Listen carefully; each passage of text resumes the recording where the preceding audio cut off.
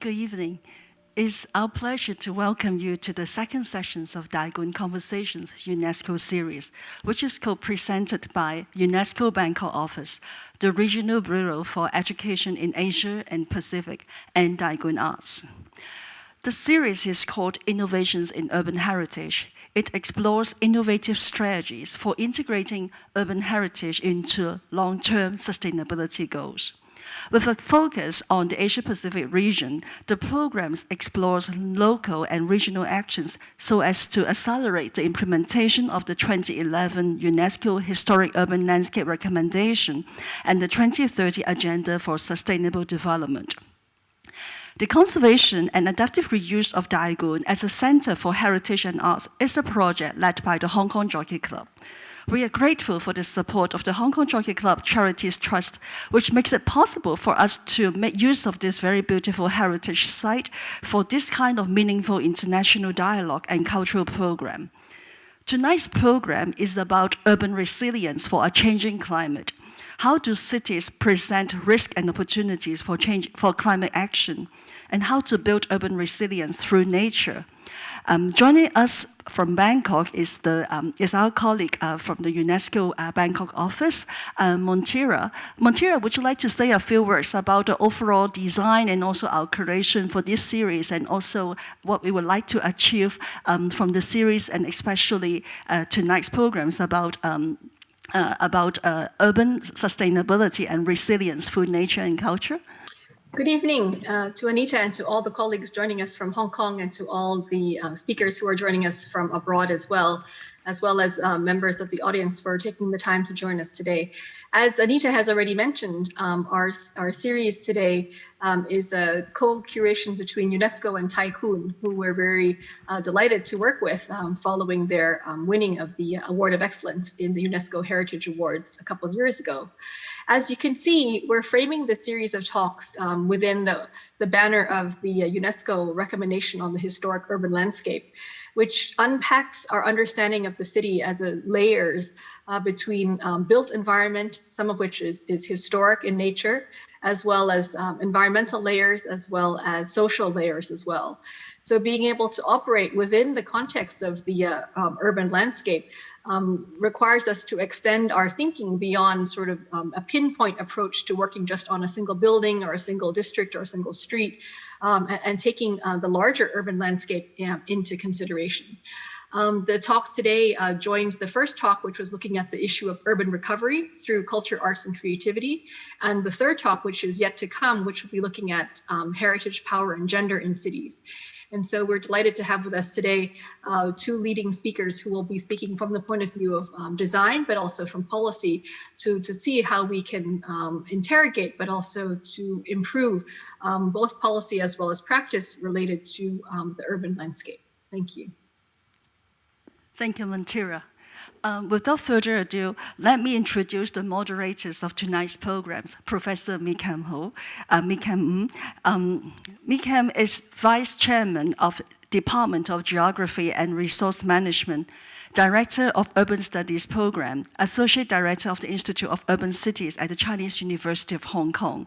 She's been recognized as a fellow of many different professional institutes, the Royal Town Planning Institute, the Hong Kong Institute of Planners, and also the Academy of Social Science in the United Kingdom.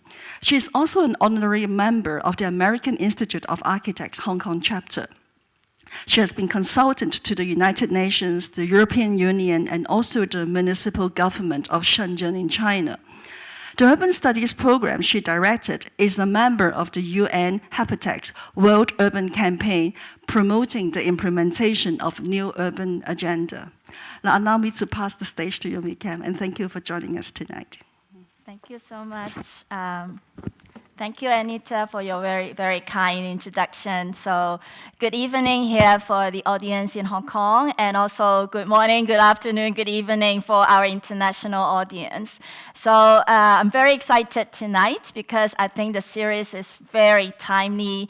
I think this summer, everyone, everywhere in the world is experiencing the true force of climate crisis. And today we have two very heavyweight speakers they are going to talk to us about how to be climate resilient, how to pursue sustainability through nature and culture. So the rundown will be like this. Each of the speaker will have 15 minutes for their speech. And then we'll have Wendy Atieno from the International Union for Conservation coming in as a commentator. And then we'll have a discussion, and she will offer her commentary. And towards the end, we'll open the floor for Q&A. So let me introduce our first speaker. If you subscribe to Time magazine, you might have seen her, featured in the cover story. So our first speaker is Ms. Kotchakorn Voraakhom. I'm sorry for my Thai. I'm not, very good at it. She is a Thai landscape architect, and she received her Master of Landscape Architecture at Harvard University. Her works are really wonderful, and I personally look forward to learn more. So she works on productive public spaces, tackling climate change in urban areas, which are very dense. So she created the first critical green infrastructure for Bangkok, which is the Chulalongkorn University Centenary Park. Her works also includes the Thammasat Urban Farm rooftop. It's probably the biggest urban farming rooftop in Asia. And she also has this very interesting project, which is called Charles Pryor Sky Park. It's the first bridge park across a river in any capital, world capital. So she received many awards for her wonderful projects. So she was awarded from the United Nations Framework Convention on Climate Change, UNFCCC, for the UN Global Climate Action Awards. And as I've said, she featured in Time twice, in the 2019 Time 100 Next. And also, she's seen as one of the 15 leading women fighting against climate change.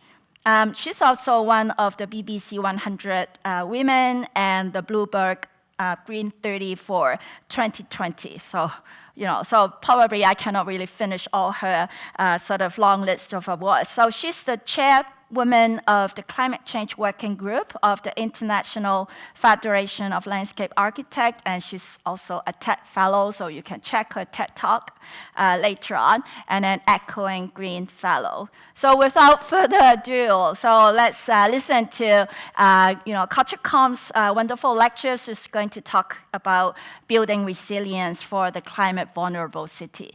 So I pass the mic to Kotchakorn. Thank you so much. Thank you for the Thai great introductions, and thank you for the Tai Kwun teams and UNESCO team for having me tonight. I'm very honored. And this is the description for this series, this talk, and I try to finding these keywords to really resonance my experience here. And you can understand Thailand used to be called Venice of the East. And I'm sure many of you has visited us for many tourist vacations and many things. But I don't think you can really feel that words anymore, like the Venice of the East. And this is my experience as child who lived in the Venice of the East. But I live in the main road, and this is my big toy for my dad, and this is a flooding moment that I'm really enjoyable. But this is the reality nowadays, that the flood is so dirty, and this is a great flood in 2011, and I think it's transforming that moment through my life in Bangkok is a big thing. It's a big transition to understand the meaning of the flooding. So to begin with, I think it's so important for us to understand our risk.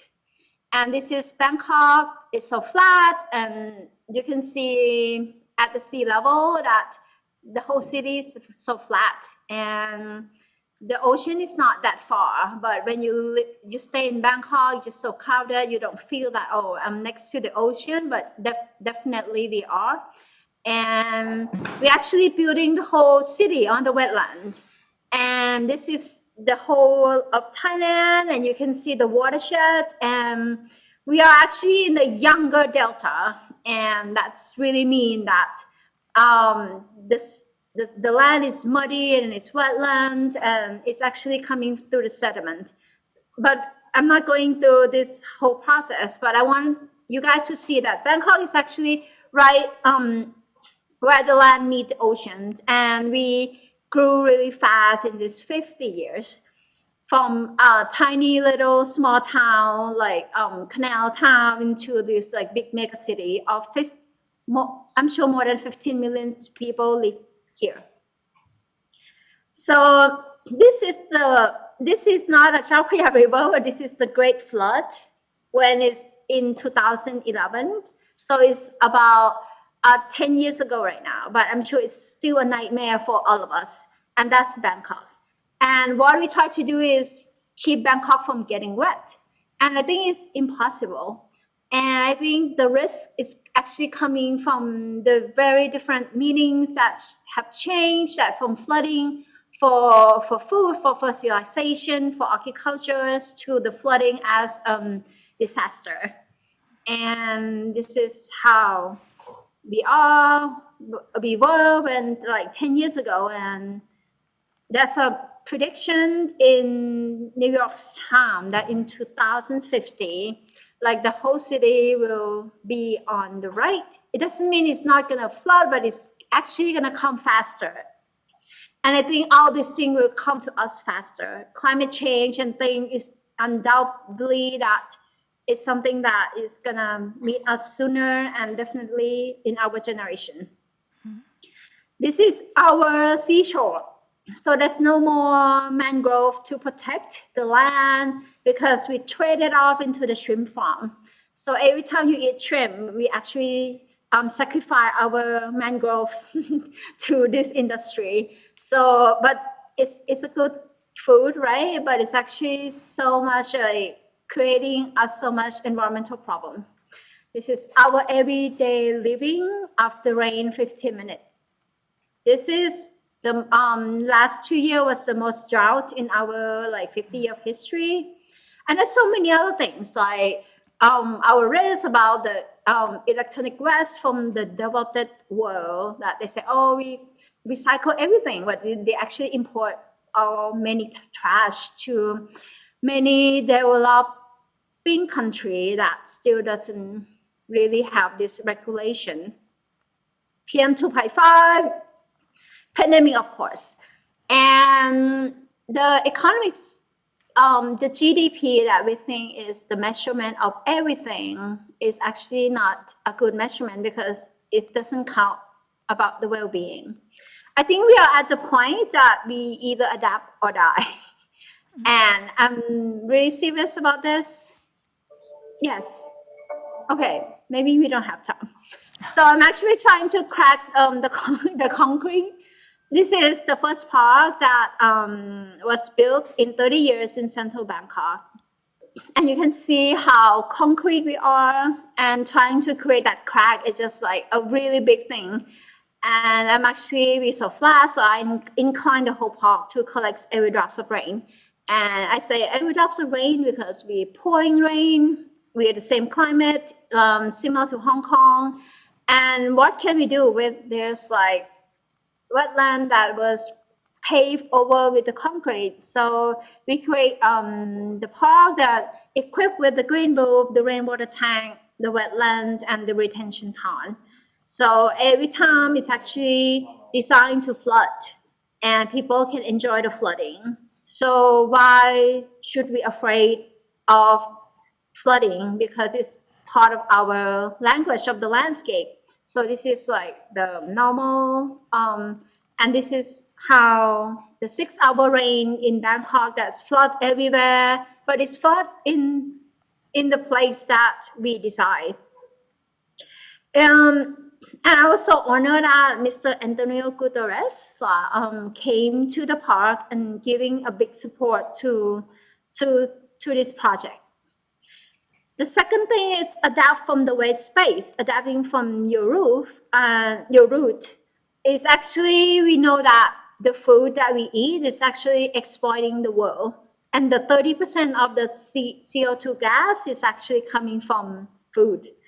And no matter how rich you are from this country or this is probably like picture from some city in Bangkok, but pandemic actually have put us at the same ground, that it doesn't matter how much money you have, but if you don't have food, what can you do? And this is another thing that I invent with the team and with the Thammasat University to create the urban rooftop farm to really like to be a place to go food, to reduce the urban heat island, and also like learning from your root is actually you can make a guess that this is from the rice terraces. And it's actually practiced everywhere in Southeast Asia in the mountainous area. And it slowed down 20 tons of runoff. So rather than flooding the city right away, it's actually like helping absorb the runoff, and they have a solar roof to pump up the water and just flow through gravity, and then you get food. And this is also including the public space for the new generation. Everything is on the rooftop, which normally would be a concrete pavement. This is place that we can grow food. And I think we have to rethink the way we think about every innovation or every architecture or every development that we have. Okay, the third one would be adapt from the leftover. The leftover space, looking around the city, many things would need to be like rebuilt.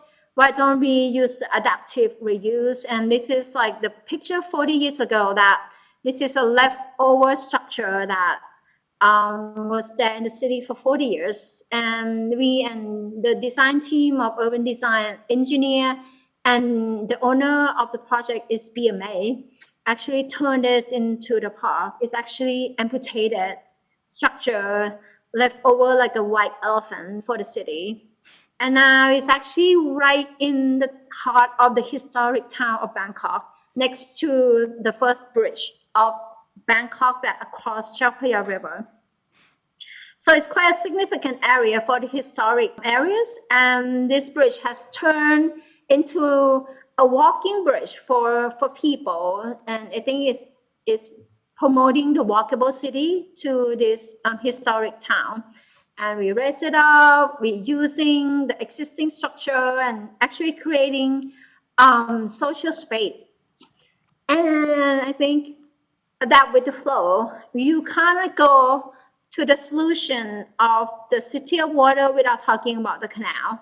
And we actually be part of Shangdonsi Canal, which is like kind of like the first canal that turned it into public space. Thinking about the city of water, we never think about a canal as public space. We only think about it as a sewage way. I don't think we can either go further. So this is, people must love to say Cheonghaechon of Bangkok, but it's different context. So this is another canal that used to be a very important historical canal in Thailand, and was built in the Rama Fourth, and this is what it was, and then it's going through the city. It's actually be part of like how Bangkok being the city nowadays. This is called Padung Kum Kasem. People used to still live next to the water, but nowadays, before we get into the design part, it's actually have like this wall that really separate people from the water completely, because we think only that the canal through town has turned from the space of life to the place of sewage. And you can see this is such a beautiful picture, but if you really see that, there's like so many no man's land. And we think that, oh, this is great. This is a conservation site, so we don't want to touch it.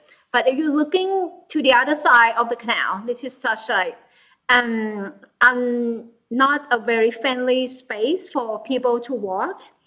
And from here, we actually turn from the water-based development to the land-based and really cut people. And this is a very common canal in Bangkok. And actually trying to fix this problem, I think we need to talk with 7 authority officials to like really figure out who's doing what, and then really destroying our design of the silo. So I think this is such a really important, like how are we gonna fix such a challenging problem is actually we have to break down all the silo and then work together. And I just want to come to, this is how the canal, one section just finished, and it's look like right now, and people kind of be friends with the waters again. So I think there's so many other things that need to talk about when it's come to the climate change. And this is how can we also increasing our quality of life through development and also preserve who we are as a culture. I would actually trying to convince that there's so many engineer solutions that probably not gonna bring us any great solution like dams. And this is how we're dealing with water. And I think it's cutting so many other things. And this is actually, if we continue using the same old solution, we actually going to leaving the city to the new generation. Can I have 1 more minute? And this is actually what I think like development shouldn't be different from conservation and the urban heritage, and the climate change shouldn't be just the environmental problems, and the engineer solution and nature-based solution should be part of each other. And yes, last image, break down the silo and work together for the better innovation. Thank you. All right. I hope you hear the claps from the audience. Thank you so much. And maybe we'll leave the discussion later on after Christine Lo's talk. So our second heavyweight speaker is Ms. Christine Lo. For local audience, she needs no introduction. However, for the benefit of the international audience, let me introduce Christine. So Christine also has a lot of awards. She got the Silver Bohemia Star, Justice of Peace, Order of the British Empire, and then, excuse me, I really cannot speak French, which is Chevalier d'Ordre National du Mérite. I guess that's the English kind of like version. She is currently the Chief Development Strategist at the Institute for the Environment, Hong Kong University of Science and Technology, so Professor Lo. So she was the Undersecretary for the Environment in the Hong Kong SAR government from 2012 to 17, and a member of the Hong Kong Legislative Council from 1992 to 97, and then 1998 to year 2000. So she has been very active in public policy and politics since the 1980s. She founded and she was the CEO of the nonprofit think tank Silver Exchange from 2000 to 2012, and she helped establish, several other NGOs related to government, equal opportunities, arts, culture, and human rights. So her expertise in environmental policy, allow her to become advisors for the World Health Organization and the International Energy Agency on issues relating to pollution and public health. She's actually a lawyer by training, but she's a commodities trader by profession. So she received her legal training in England and also Hong Kong SAR, and received honorary degrees from the University of Hull for Doctor of Law, and then University of Exeter for Doctor of Science. So Dr. Professor Lo. So that's how we should address her. So without further ado again, so let's listen to Dr. Lo's speech on nature-based solutions for urban resilience. Christine, please. Mikam, thank you so much for your far too long introduction. I was greatly inspired by the last presentation and the wonderful graphics that we saw. And I can also see the great similarities in some of the ideas. My focus will mainly be on Hong Kong, but I think the general principles are very similar. So let me start by just summarizing some key points I hope you would all agree with, because I think if we're trying to do sustainable development, and this is one of the key priorities of the United Nations and UNESCO, as a matter of policy for governments, they really should prioritize sustainability. And the Sustainable Development Goals, of which there are 17, I think are important because they serve as a very useful guide for governments to make sure that in their policies, they try to involve as many of the goals as possible when they are planning major infrastructure and major policies. The second thing, of course, is because it is complex, sustainability is complex, our lives are complex, the way we live, our culture and heritage are complex, so that we need to take a multidisciplinary approach to how we look at our policies and to achieve sustainability. Now, of course, today, design is very important, how we design, how we plan, but we have a lot of wisdom in technology and in all fields of knowledge. So because sustainability is multidiscipline, we also can use design, technology, and the knowledge of different professions to fuse them together. So I think this is the message from the last speaker about breaking the silos. And beyond that, we can only break the silos, we can only plan and achieve sustainability if we cooperate across the different disciplines. And in order to cooperate well, we need to make sure that we communicate effectively. So maybe this is just, again, very general. We're focusing on Asia. If we're looking at Asia, this is a map that gives you a sense of what are the big geographical issues, and you can kind of pinpoint where you are. But we need to ask, well, what's your climate type? What kind of elevation are you at? Are you high up or are you coastal? Are you inland? What's your population density? Do you, like in Hong Kong and in Bangkok, where we have extreme density of people? And then I think very important to think about is because the climate is changing. So when we're planning for the next 10, 20, 30, 50 years. So our infrastructure, how we think about what we've got to adapt to, we have quite a lot of climate predictions, and we need to think about, therefore, how we think about the more severe or more extreme aspects that is going to come. So if we focus into Hong Kong, we look at our region. This is the Pearl River Delta. So just like Bangkok, we're in a low-lying coastal area. So obviously one of the things we're going to have a problem with is not only flooding, but sea level rise. I don't have time to go into too much of this, but because of severe rain, because of sea level rise, we are going to have to think about how we're going to deal with such heavy population, still increasing development on land where perhaps we should not be concentrating such density.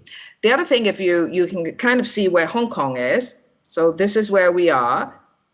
This is the territory of Hong Kong. Here's our neighborhood. So it's also important for us to have a sense of what the neighborhood is like. So because when we're thinking about sea level rise, when we're thinking about flooding, when we're thinking about transport linkages and so on, we have a regional context as well to consider, and we might need to cooperate in how we plan and design these infrastructure with our neighbors.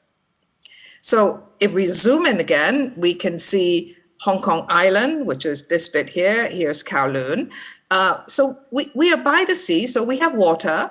We have quite a lot of hilly area. And of course, we have this massive density of infrastructure.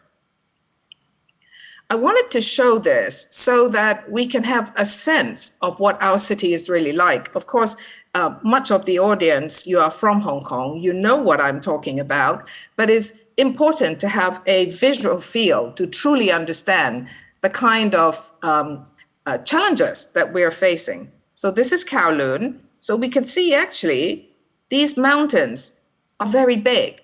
They are very huge mountains.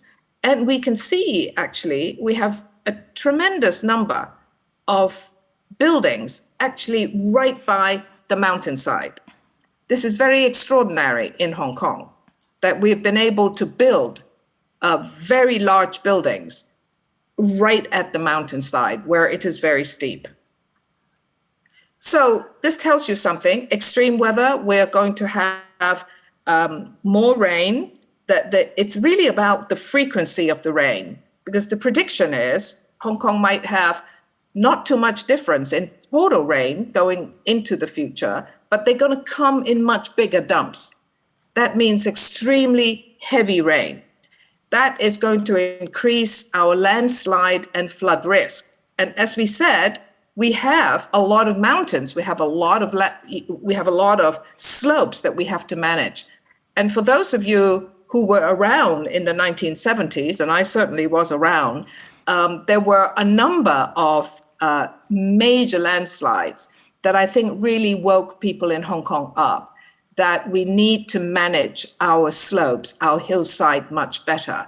So many of you who were around will remember in 1972, this is the Coat Wall, the famous Coat Wall landslide after heavy rains that actually swept away a number of buildings. We also have major landslides on the Kowloon side.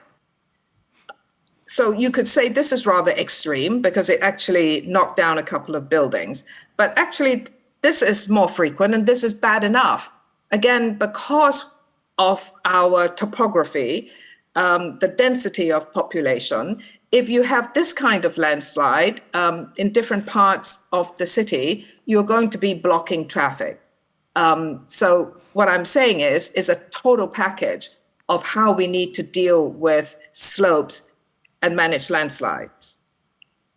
Now you can see from here, quite interesting, on the far left in 2005, you can clearly see an unstable slope and some sliding had taken place.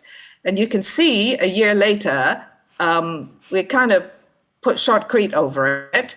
In fact, there was one time in Hong Kong where the primary method of dealing with slopes was to shotcrete over it. But we realized pretty quickly that it was ineffective and it also looked terrible.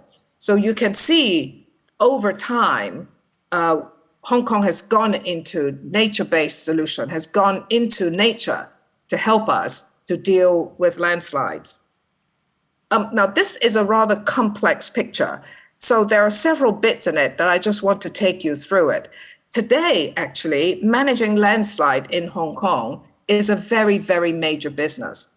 Because of the landslides disaster that we've had, the government realized that it has to invest substantially in managing landslide. So actually, we have a special office within the government that looks at landslides. And I think Hong Kong is probably one of the best, if not the best, in having an extensive management system for slopes. And this rests within the government. In order for the government to be really at the cutting edge of innovation in dealing with landslides, they work very closely with the universities, including the one that I belong to, the University of Science and Technology. So some of these slides I've got from the government. Some of these slides I've actually got from my colleagues at HKUST. So you can see today with big data, with 3D, we can have a much deeper understanding of the topography and the soil and gradients and so on. The one that on the far left that you're looking at, that's a robot. So we're also using robot to help us to understand the movement of slopes and so on.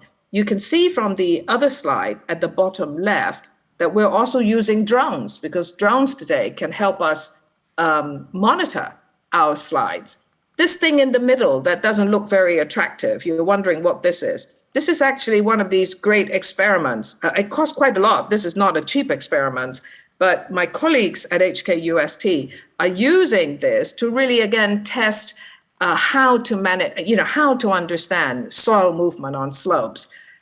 So here is the sort of things that my colleagues do.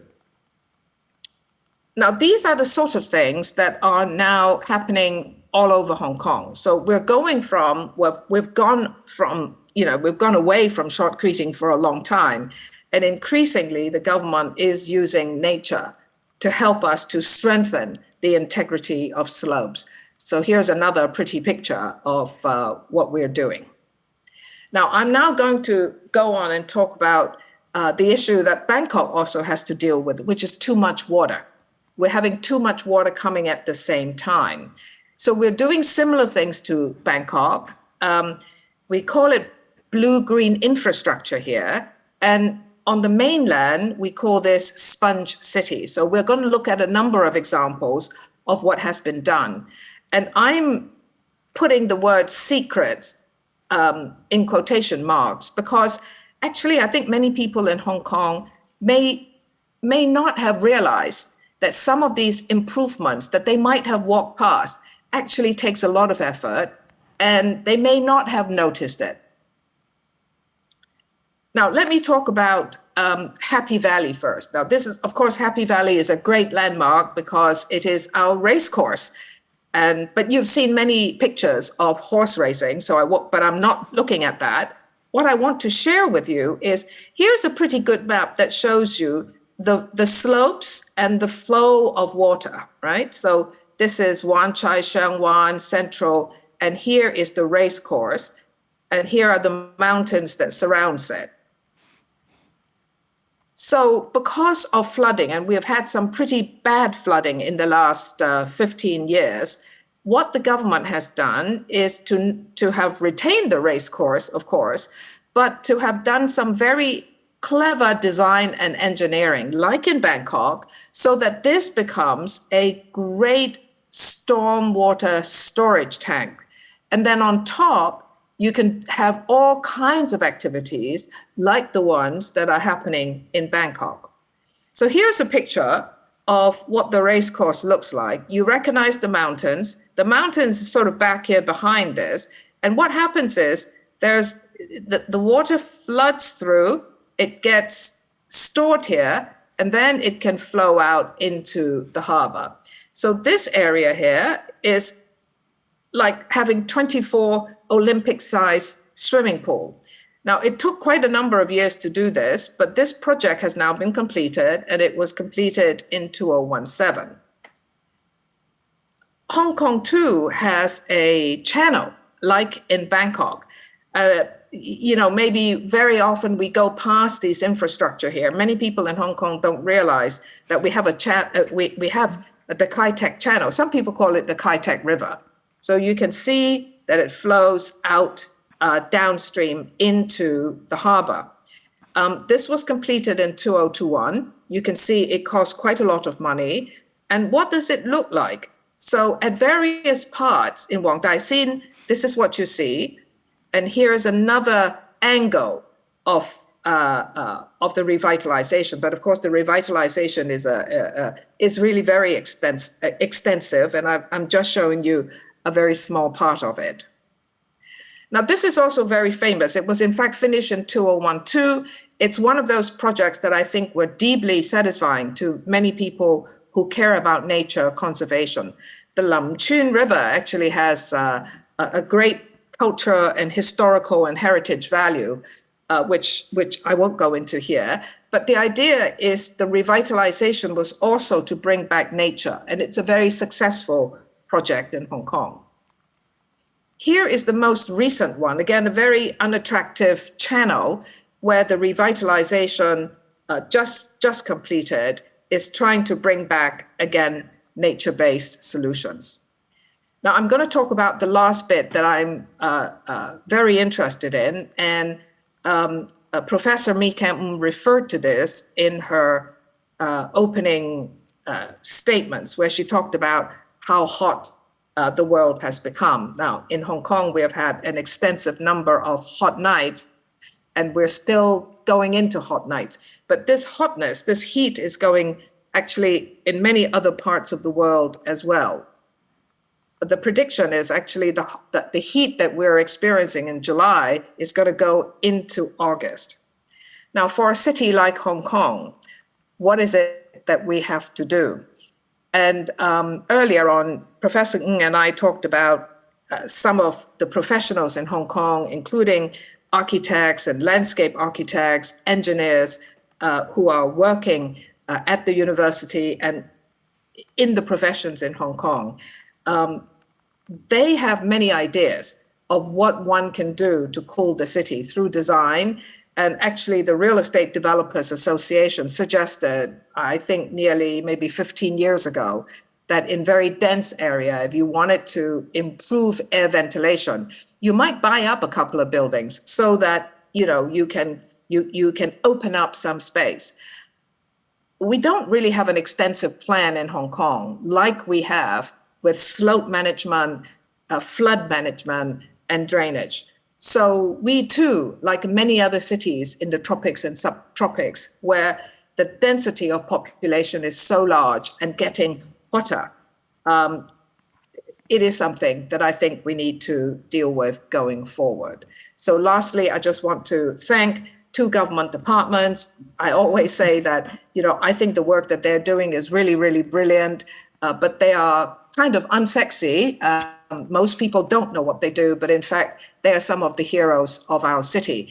And my colleagues at the Center for Slope Safety, they do a lot of the research work, and I really thank them for helping Hong Kong to be a leader in some of the areas that I've introduced to you. So thank you very much.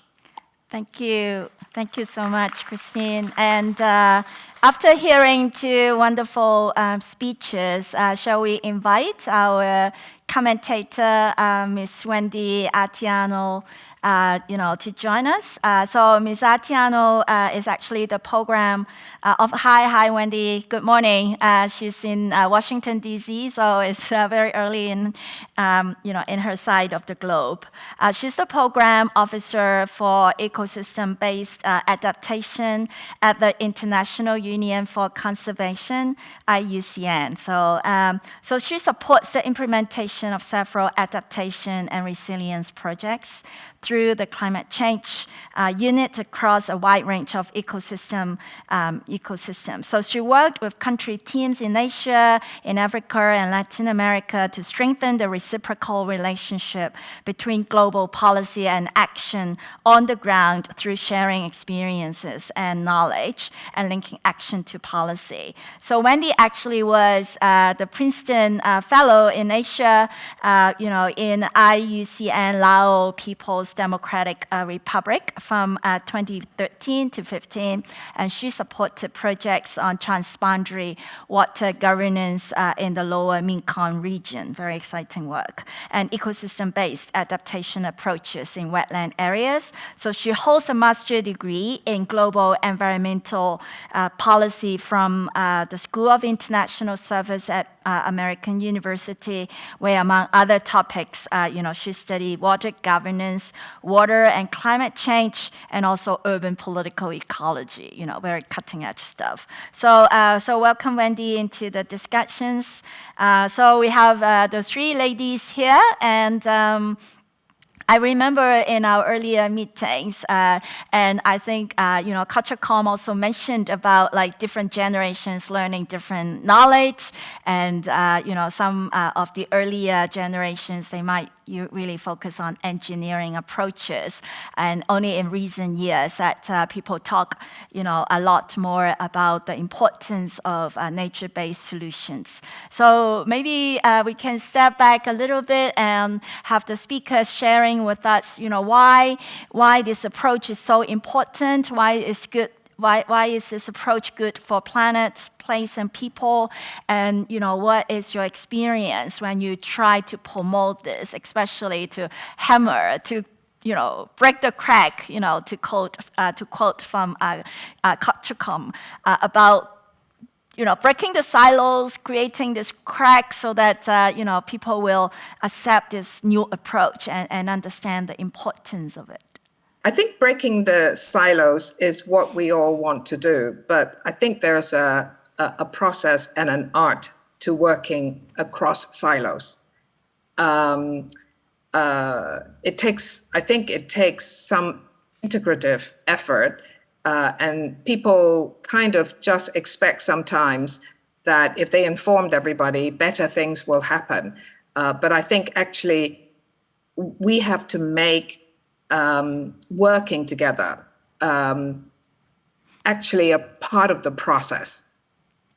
We have to dedicate time, effort, and funding for that process to take place. And I think we're fortunate in places like Hong Kong, where we do have a lot of people who are well trained in helping to facilitate meetings and so on. So, I think apart from having the people who can help us to convene meetings and so on, we need a process of planning those meetings for an extended period of time to sustain people from across the discipline to actually work together.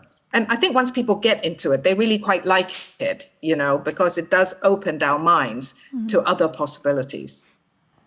How about Kotchakorn? Do you have any experience in trying to really dissolve this silo thinking and sort of bring people on board to realize the importance? Because from all your projects, they just have multiple benefits, right? That people can actually experience once the project, is done. But in that process, what are the tricks of really helping people to appreciate, to go, away from their comfort zone? Because they used to do, this engineering approach, and they probably don't see, why they have to take all these troubles. Heeding your advice, especially when you are so young, and why do they need to listen to you? I think I'm really agree with Christine about working together, and to put people to work together is really hard because you're talking with like professional of engineer who really keen on what they do for 50 years, who like it's very common like green roof, but I will get a question like, will you leak my buildings, and like many other things. And I think the technology is actually there. We know what is climate change, we know what is the answer, but the problem is the people mindset that need to be adapt for us to move faster. And when they see the possibility, and I think like, let's say COP26, or this year will be COP27, we really put so much effort to fix climate change, to policy making, and do kind of like bureaucracy top down. So, and I have nothing to against on that, because if you want to make change, you need bureaucracy. But how can you break the silo? It's really hard. It's not like breaking the silo and like drop everything and collapse everything. It's actually a people's mind. And when it's come to like working in your country, that's one challenge. And when it's come to, let's say that's what Wendy tried to like doing is cross boundary. Like we are sharing the same river, and how could we breaking that bigger, like a bigger silo of country as well. So I think I don't have a trick, but I do my best in every situation, because different audience, you need different way of convincing and talking, different language. But I just feel that there's so many silo over the silo that like an onion that we have to like cut through.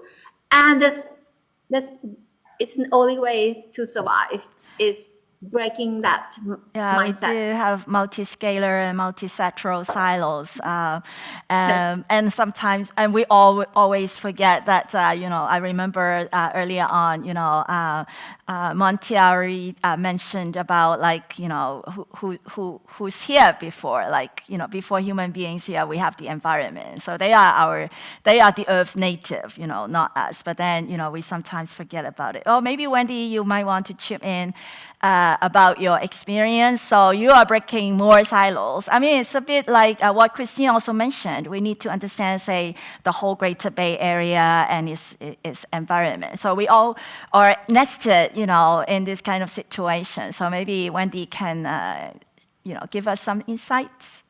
Sure. Thank you very much for having me. I'm very excited to at least be talking about Bangkok and Hong Kong, even though I can't travel there right now. These are two of my favorite cities. In the comments that both Christine and Kun Koch have mentioned, I hear two things. So one is basically, and your question as well, why are these nature-based solutions important compared to engineered solutions? I think one is it's not one or the other, right? When we're talking about cities, we already have a built environment, so we do have to work with some engineering solutions, and it's considering hybrid solutions. The thing that helps with, when you're starting out and integrating nature-based solutions is the multiple benefits that, all my colleagues have talked about already. When you're looking at flood remediation, there's also additional benefits there for, providing water in drought periods. There's also additional benefits for culture and beauty, right? You have a park that people can go and benefit, and there's health benefits as well. And generally speaking, nature-based solutions are cheaper than engineered solutions. And so when, why nature-based solutions, I would say that's one reason. In terms of participation and active engagement of people, Christine talked about it takes time, effort, and funding. And I think we discount this so much when we talk about, we want people to be engaged, want people to participate.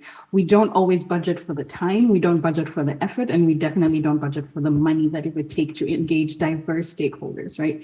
So when you're talking about the city, you have to think about, with UNESCO, you're thinking about culture, you're thinking about environmental organizations, you're thinking about engineers, architects, you're thinking about government. All of these have different priorities, and getting people to sit together and work to change their mindset takes time, it takes effort, and most certainly takes money. So it's easy for us to say we need to engage people, but I think what we need to be doing now is really considering what the cost is of actively and very effectively engaging people.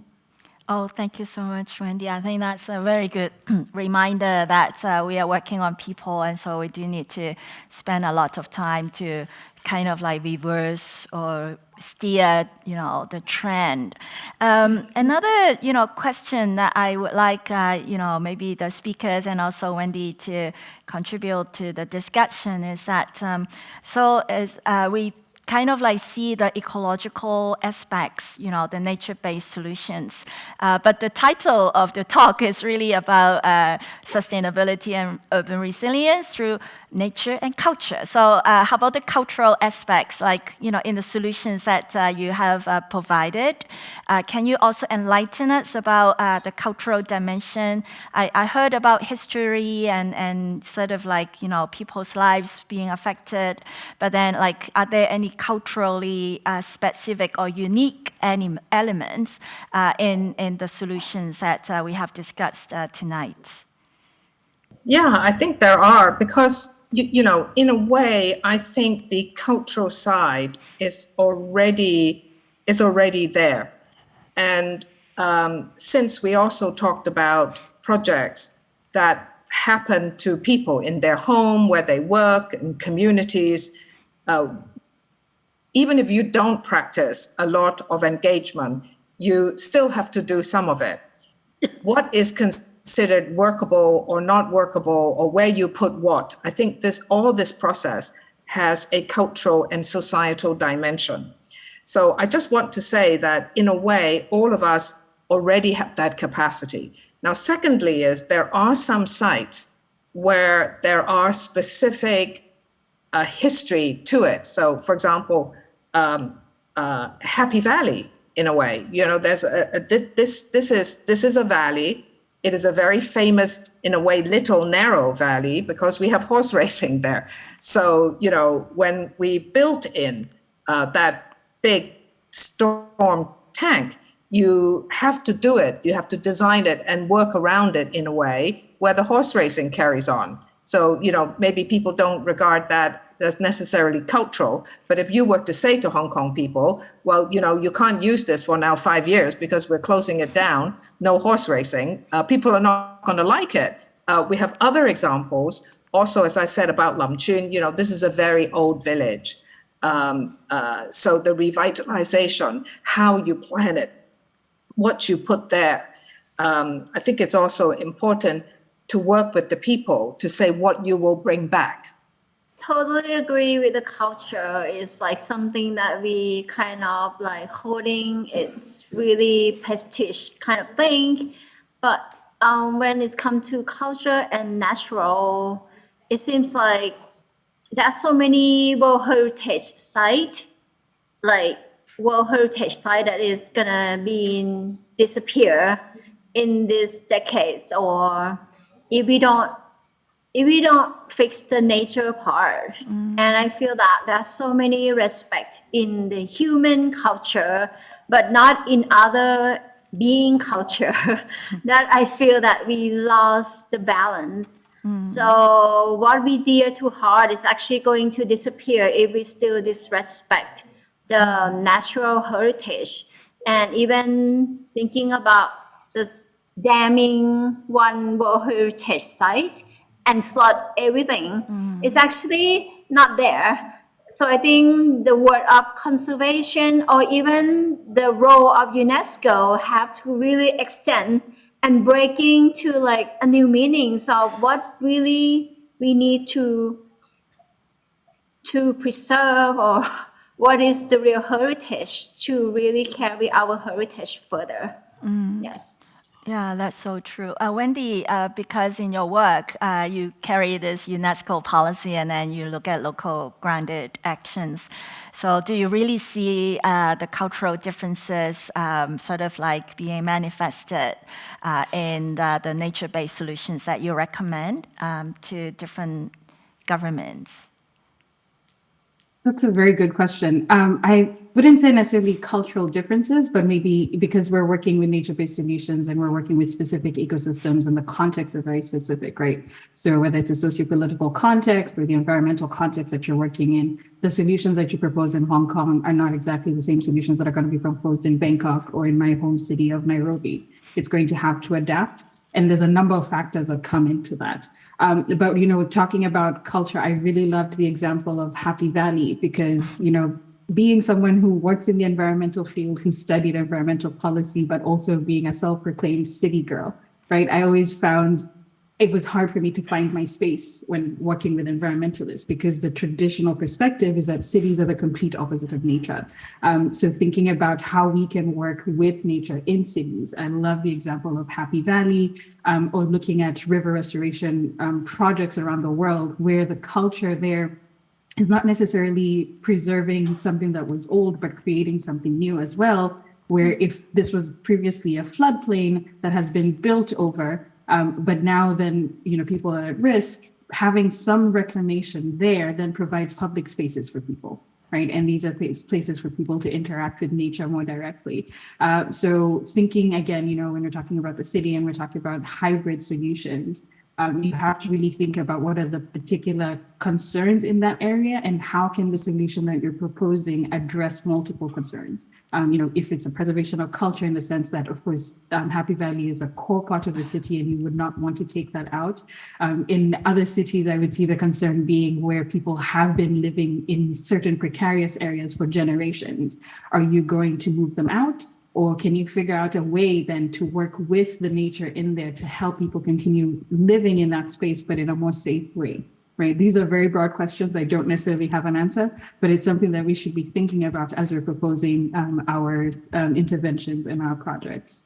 Yeah, I agree totally with you. I raised this question because when Christine mentioned about all these slope work that Hong Kong needs to develop our expertise on, it actually had to do with our colonial history and how the colonizers came and they chose not the flat plains but actually the more rugged territories, and that sort of like led to all these issues that we have to resolve. And so I totally agree with Wendy that how we intervene with the natural landscape will lead to certain problems, and that the existence of that problems also require culturally specific solutions. So thank you so much. Another question that I want to ask, both Christine and Kotchakorn and also maybe Wendy, is that so I mean these projects individually are amazing and marvelous, but I think if we really want to say develop truly sponge city and maybe the whole Greater Bay Area is going to be a sponge region, that's going to we need a big scaling up. Are we ready? Can we do it? What needs to be done? What are the challenges? And have you got any success stories to share with us? I think this is the beginning, where, for example, Sponge City in China itself, they already have policies for cities to adopt sponge city construction. Now, obviously, it takes a long time. I mean, you can't just do it in 10 years. So if we're going to use a certain new vision of sponge city and all the things we talked about, all the benefits that will come from it, it will take years of planning, raising funding, getting the public buy-in. And if we can actually do it together with what can you do to cool the city, how to make the city smarter, right? So there's another many initiatives in cities. So you want them to be smart, you want them to be healthy, you want them to be low carbon, right? You want people to be able to mingle and have mobility, all of this. And actually, Mikam, you are the specialist in urban planning, to be able to do that, holistically for a fairly large space, maybe across a particular region, because Hong Kong is right next to Shenzhen. It's like a 50-year plan. And can we say to ourselves, because we have to deal with climate change, because we have to deal with adaptation, whether we like it or not, therefore, these new ideas that are coming, so important at the UN level, right? Low carbon, Paris Agreement, biodiversity, urban renewal. I mean, all these things that are coming together. Which are the regions? And it could be Bangkok, right? Because it's a substantial city. It could be Hong Kong and Shenzhen. I mean, can we have the imagination? We certainly have the professional capability to kind of reimagine these areas, and people want to give money for this sort of things today. We talk about green finance, right? How do you finance this? How do you justify all of this? It could be incredibly exciting. So I think this is the time where I'd like everybody to think towards that vision. We can all be talking about it. And I think, what we have seen with Bangkok, what they've done there, if we can put these examples kind of side by side just in Asia, I think it'll be incredibly inspiring for Asians, and hopefully from our governments to our business to our professionals and our communities. Thank you, Christine. How about Wendy and Kotchakorn? Do you want to add some more of your thoughts? Really, we have to be positive, like what Christine just mentioned. There's no way to be negative and trying to create innovation. Even how serious a situation that we are confronting right now, and kind of very uncertainty that we are confronting. And with 7.7 thousand million people on the planet, I think that's really a big challenge for us. And I wish my city can do it better. Like in terms of policy and in terms of the planning. And you can see that there are so many, like, the project is still very like site specific, right? It's not like a big whole one thing like smart city like in China. It's so much dimension that we have to like move forward to really push this thing, not only just like a sandbox kind of like projects, but make it more like policy. Every building should have this rainwater tank, green roof right now. I think we still have journey to make, but at least we see the glimpse of possibility today, now, Yes. in action. Yes.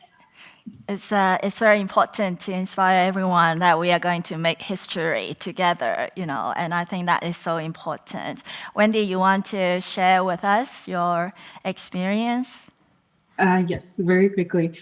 I love the question, are we ready? I think that for me is like my biggest takeaway today is really, are we ready? And really considering what that question means at the full scale. But talking about, how can we do this? We're thinking about scaling up, right? And it's not just, we're talking about scale, but it's not just up. A lot of the times we think, in my work particularly, we're thinking from local action to global policy. But how are you linking with the work that's happening in neighboring areas, right? You may have funding to work only in a small area. Maybe you're only working in a small neighborhood. And you wouldn't be able to stretch it further than that. But looking at what work has already been done and how to link with other initiatives. Something else that I would say, for me, it's easier because I work in the policy space, but even for organizations that are not particularly working with policy, look at what the existing policy is, because this is a great way for government to channel funding. But it's also really important then for the work for the best practices and success stories that are happening on the ground to really be scaled.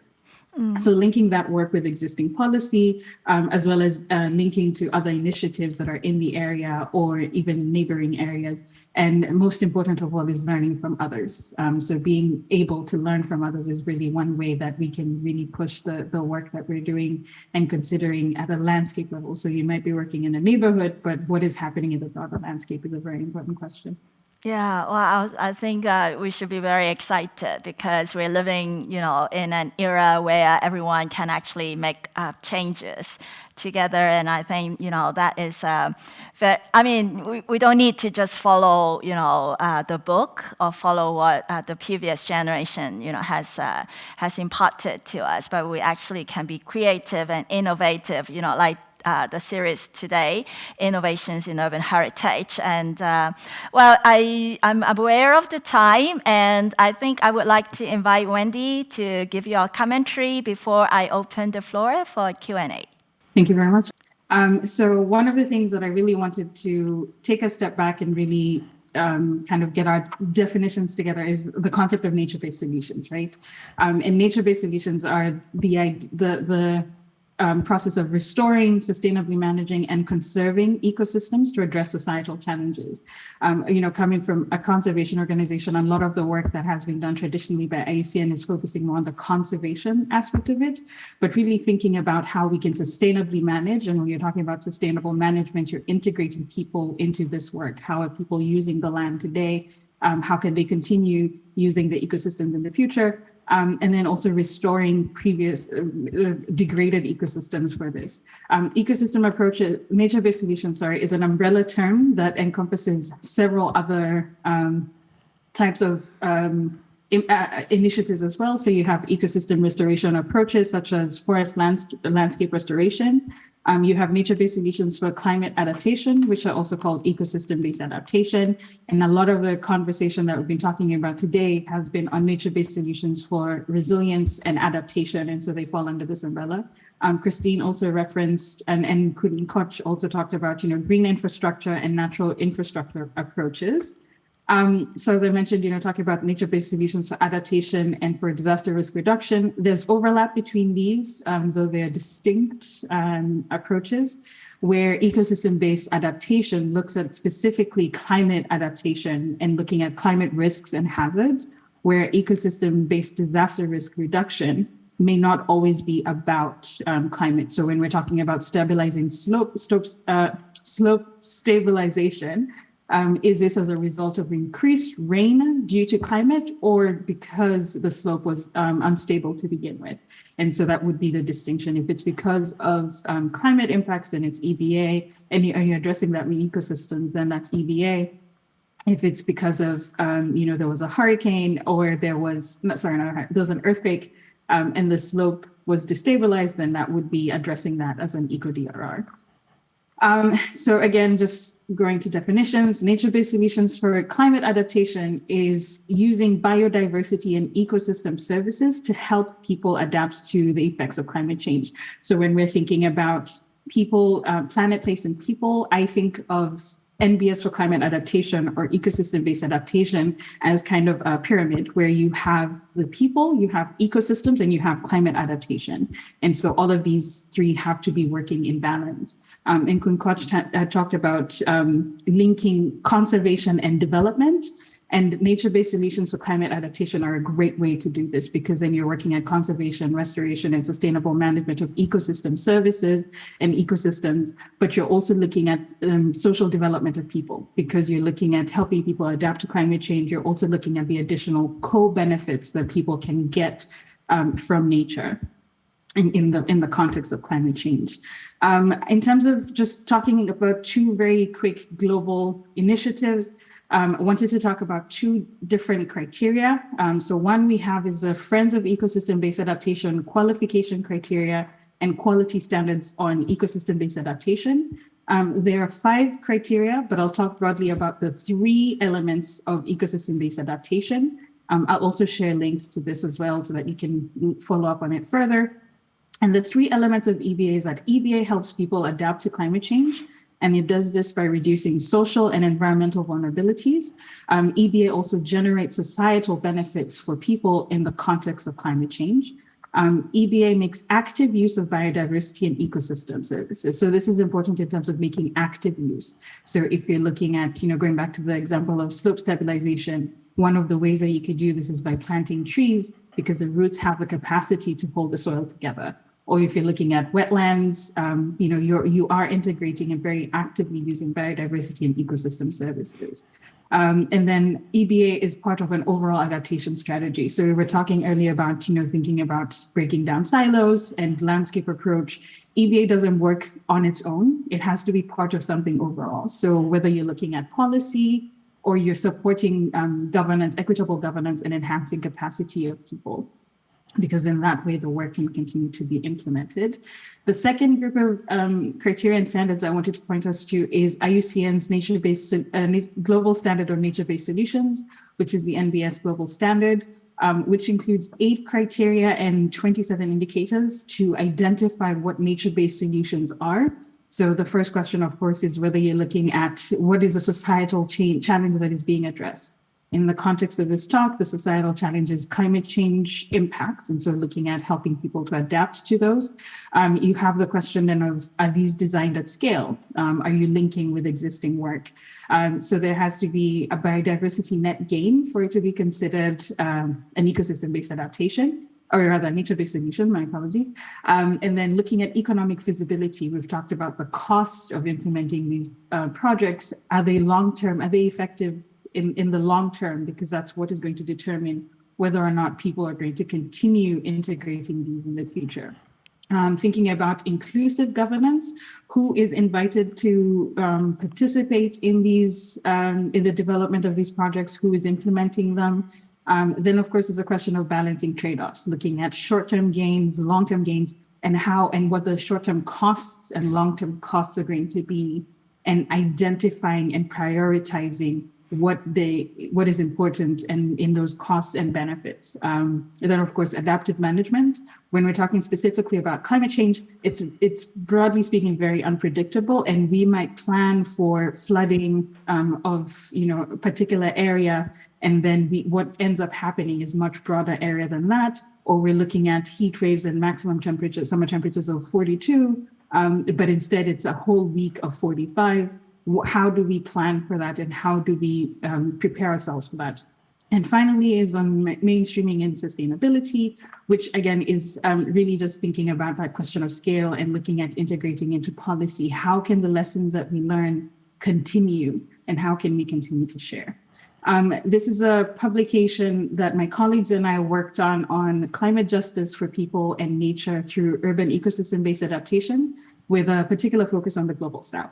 And I will just very quickly talk about this just in the interest of time.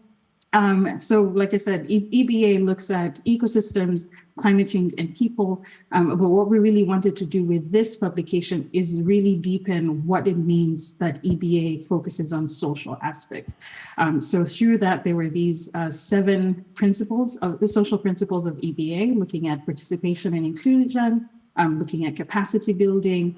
Of course, there's a piece of livelihood improvement, given that the context was particularly the global south. What are the communities that you're working in experiencing, and as well providing that livelihood gain. And then the appropriateness of scale. I talked about, scaling vertically. So up, or rather down to up, is one way that we really think about it, but also what is happening with a global policy that can be made specific and relevant to the local context. So scaling deep, and then you have scaling wide. So the horizontal scaling. And in terms of just takeaways from this talk, if I had to think of 3, but there's been plenty, is thinking about context, so that all of these approaches that we're working on, you'll be working with different contexts in terms of ecosystems, in terms of social context and governance context. What is happening in your particular context, and how can you implement projects that are effective in this regard?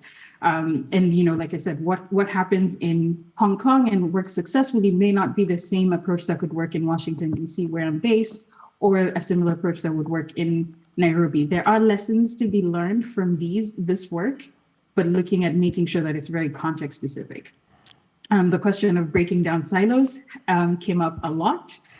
So not just in terms of within disciplines. So we're talking, who are the different people who are working in these spaces, right? If we think about the city, how are you integrating partners in health even?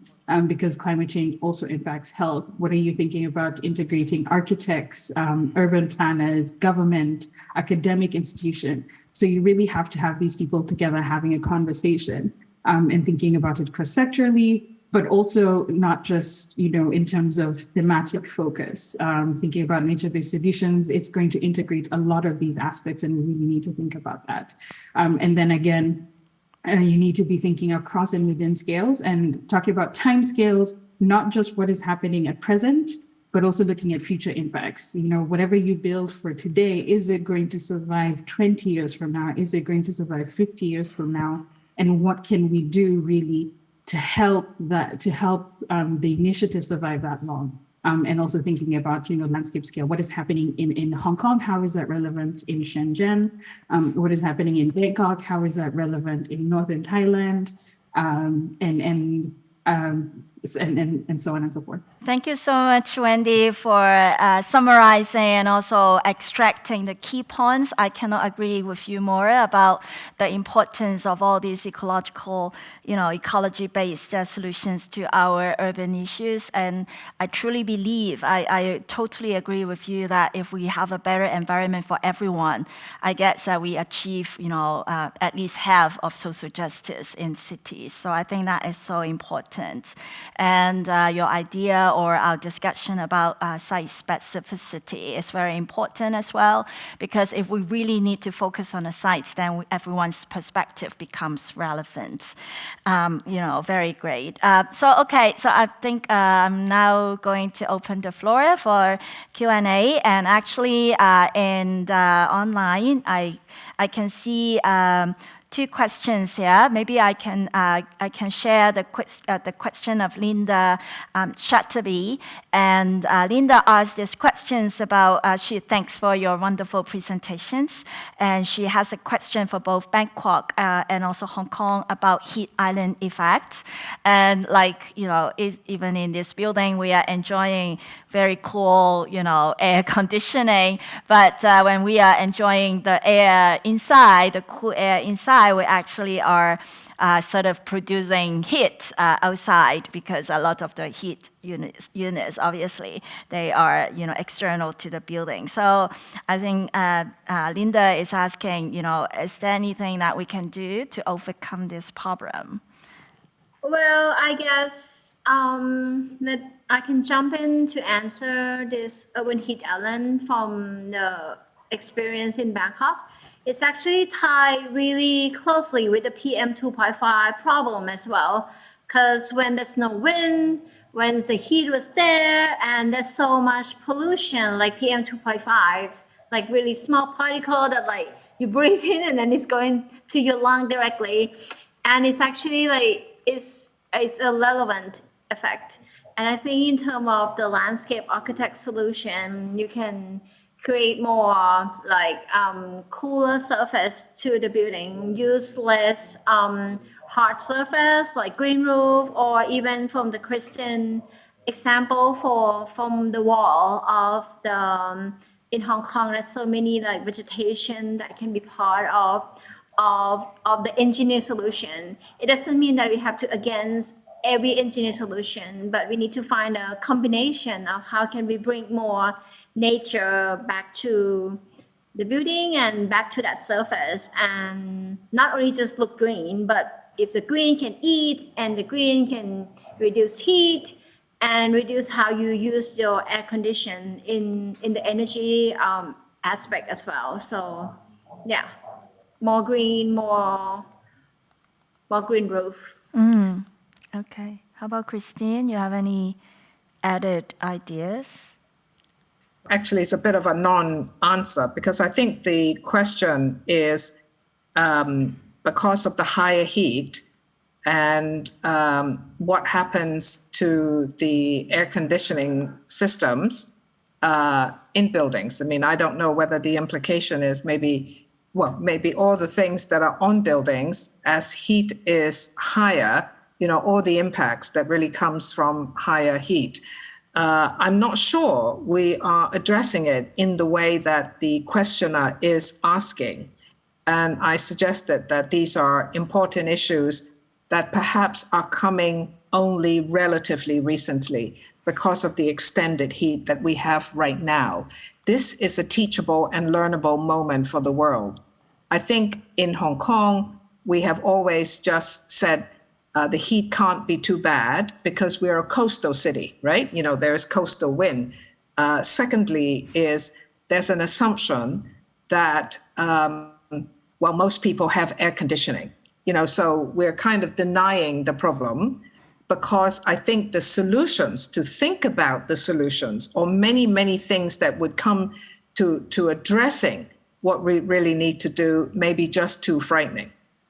So I don't have an answer for it, but I think the audience should probably get the idea of what I'm trying to say. I think we really need to focus on heat from a public health point of view, from an infrastructure integrity point of view, from work occupational health point of view. Every city, I'm Bangkok, Hong Kong, we have many people who actually work outside on a day-to-day basis, so working in very high heat. So what I'm saying is there are multiple socio-economic issues that we need to address from heat, and we can no longer deny it. But the good news is, I think we have the knowledge, and if we really thought about it in a holistic sense, I think our cities can probably come up with some really good ideas.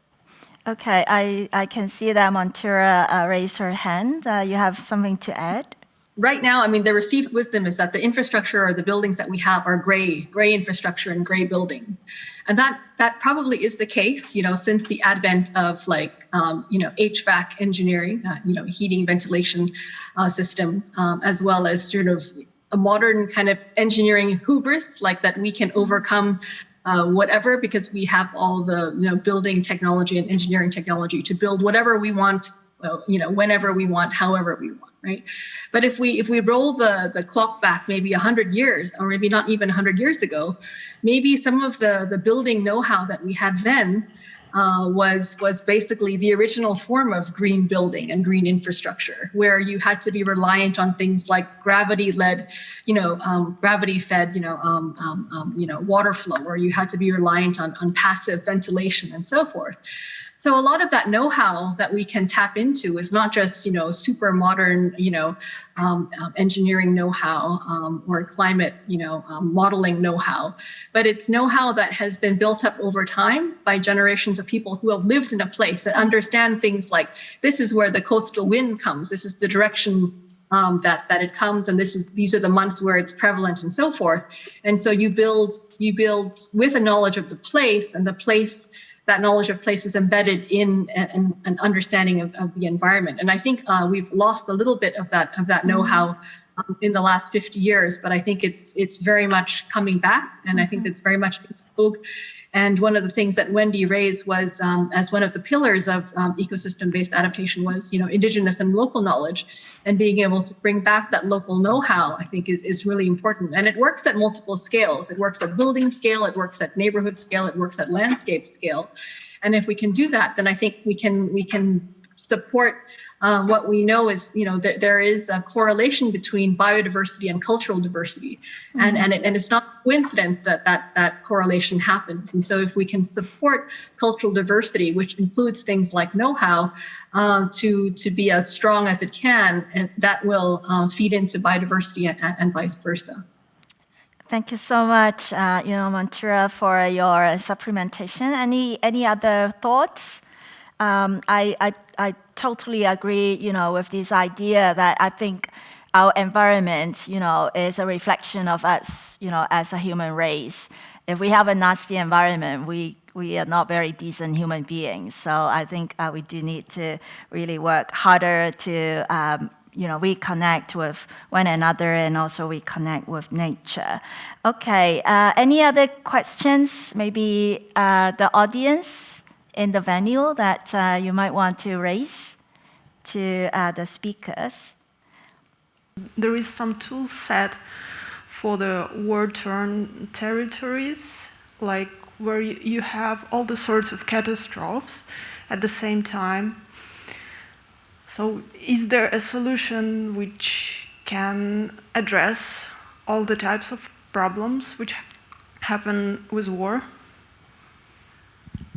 Okay, so are you asking, are there any generic solutions to all these problems? Usually, the countries which face such a plethora of problems, they don't have their own resources to address the whole range of problems efficiently. Unfortunately, I am not necessarily a conflict area expert, so my solution may not be, or rather, I don't necessarily have any ready available solutions, but just thinking about what we've talked about today and how that could apply to context solutions, then conflict solutions is the question of what is already there, what is already existing in that space, what are the ecosystems that are present, what is the local and traditional knowledge that is existing, and how can you work within your existing context to implement the proposed initiative. Of course, conflict contexts are very complex situations, so this might be a very simplistic view of how to work in these areas, but that's potentially one solution. Okay, yeah, I think having the basic principles, right? Very often, I think, like Mantura earlier mentioned, actually for the less developed world, they probably have very sustainable solutions to their problems because they just, based on their sort of like traditions and their history, their sort of like, certain heritage that they deal with the issues. And very often, maybe that's a biased view. It's like modern people come in and think that is a better solution, and that's why they mess things up. Anyway, so there's another question in the Q&A section, which asks this question. Thank you for all the further insights into urban sustainability. So his this person's questions for all presenters. Do you have any advice on how to convince young adults to acknowledge the potential for approaching such challenges to urban sustainability and to maintain hope to a better future? right? In what ways can young people be involved in all these interdisciplinary plans and actions towards urban sustainability? I guess it's not just for young people, it's for old people like me as well, so everyone. So what are the tips so that we can all contribute to this great, I would say, paradigm shift, which is actually very exciting in terms of the environment, of course, but also economic growth and development. What is better than having economic growth, but at the same time making the environment better and also allowing our society to, have a better future, a more sustainable future. So how can you offer hope and tips for us to join this, great challenge? No, I always say pessimism is not allowed. Being attached to a university, I do have the opportunity to meet young adults. They do ask these questions, and I think sometimes it's our fault as their teacher not to make them feel that there are solutions, there are things that can be done. I do say to them that, we don't have the luxury to think this is the end of the world, because, we often hear that there are so many problems and we can't solve all of them. And, or other people, there's another habit that we make, which is, well, we want to do something, but those people there don't want to do something. I think that's not good, and saying, oh, well, we don't have any solutions, so we might as well do nothing, or we go and protest. And I said, no, you don't have to think, at the extreme. But I think it is important to guide people to understand the issue, to show that there are solutions. And it depends on whether we can guide them towards how to solve the solutions. In a way, all the things that we've been talking about in adaptation, these should be regarded as public goods, because, if we don't adapt, we're going to be hit by severe weather. Many people are going to lose their lives or their assets. So we can change the narrative. There are political processes that we can all use. Yes, they do take a long time, and sometimes it is dispiriting. But I think our job is to show what has worked. Tremendous work has also been done. Looking at the work in Thailand, I think it's so inspiring. And I'm just having seen Kotchakorn's presentation, it gives me a sense of excitement about how I can use those examples and be them and share them with younger people so that they can be inspired to see what is happening across Asia. So I think let's put that responsibility back on ourselves. And for people who say, well, who do I network with, right? I want to do this, but there are many groups and institutions out there that ordinary people can join. So I always prefer to be optimistic and positive because I find it works. Okay, so how about Wendy and Kotchakorn? Do you want to chip in and offer this young person, more advice so that we all can remain hopeful? Sure. I think, and I agree, the problems seem big, right? Climate change is a huge problem that has to be tackled by so many people coming collectively together. And sometimes it can be overwhelming when you see such a huge problem like that. I would say it just takes one step, your little steps build into something much bigger. So finding what you are able to do and how you can contribute in your own tiny way does eventually add up. And I still want to emphasize again, looking at what has been done and how to link the work, because if you're doing your own work quietly by yourself, that of course, then you're only keeping the benefits to yourself, but also learning about what has been done in the past, or even not, the very distant past, but what has already been done and what is being done in your community, and finding how you can tap into those resources is definitely beneficial. Yeah, I think maybe young people, not like me, who probably would like to adopt a more historical perspective to these issues. think about, Kotchakorn, when she probably started her project, she may not have a lot of people supporting her, and she needs to really convince a lot of people to do the projects. It's the same for a lot of, game changers in a sense, right? So I think, we are in a very, very fortunate moment when people actually can come together and try to do something different. Kotchakorn, you want to chip in and say something? Yeah, I think that it's the question like, can we fix the climate change in this generation? And when you say generation, it's like, who is this generation? And it's actually us.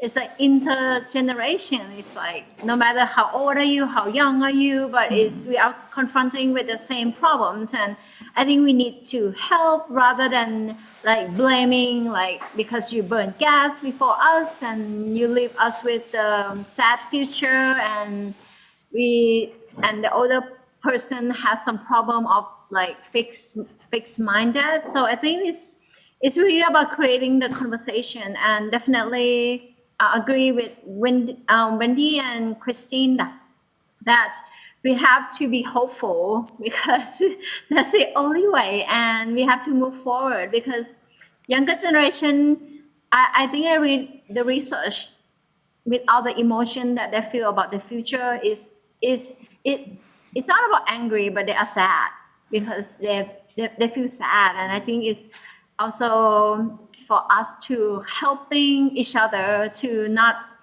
be pessimistic, and it's actually make it happen, put it in action, and we can do it, not just talk about it. Yes. Tonight, I sort of like really learn a lot from the wonderful presentations and the commentaries. And it reminds us, it's just so important for us to, remember that, what we need to do is perhaps to reverse the kind of process, right? Remember the photos shown by even Christine or like Kotchakorn, we intervene into nature, concretize spaces, creating all sorts of problems, disconnecting nature, the natural processes, and and then we have our cake and eat it, having a lot of problems, and then we have to spend a lot of efforts, time, and money, to reverse the situation. So I think it's time for us to rethink about what we need to do as human beings to really, get connected to one another, spread these ideas, remembering how important it is to have nature being reconnected. And I agree totally with Wendy that, when the ecosystem is healthy, we'll be healthy. When the ecosystem, has well-being, we'll have well-being. And I think the projects that Kotchakorn and also Christine shared with us illustrate that. And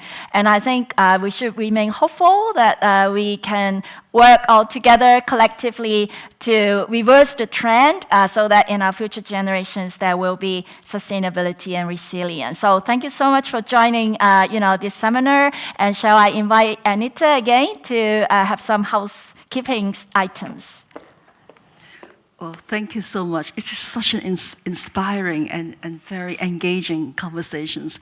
Just would like to thank all our speakers for sharing their insight and experiences. And also I would like to thank our audiences, whether you are joining us at this auditorium or you're joining us online in different cities. Our next program is about social sustainability.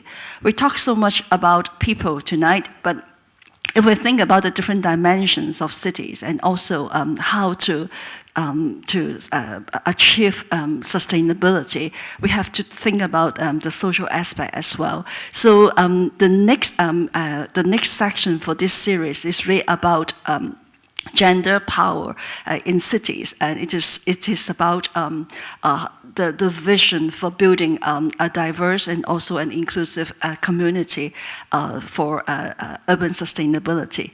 Thank you all, and we hope to see you in the next conversations. Thank you. Good night.